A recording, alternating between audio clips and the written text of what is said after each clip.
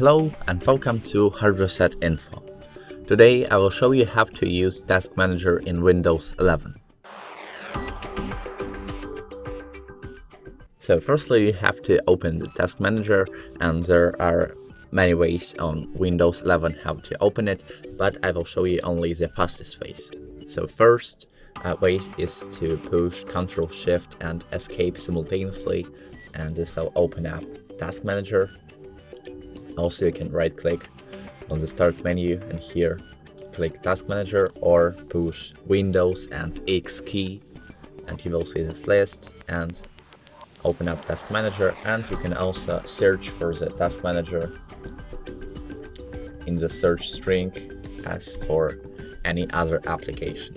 So here in the first menu processes, you will see all processes that are currently run on your PC, and if you want to end some process you can just right click on it, click End Task, and it will end task. And you can also adjust way in which statistics of usage is shown. So in the second menu Performance you can see all operating statistics of all PC's components as CPU, memory, disk, Wi-Fi and GPU. In the app history you can see apps that were used and that were using network and any other resources of your PC.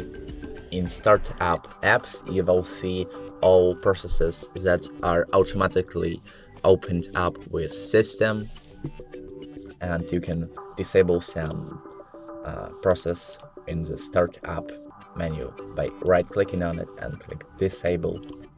Here in Users you will see all users that are currently using PC and details about all these processes and services, default Windows 11 services that you can also adjust. So that's all.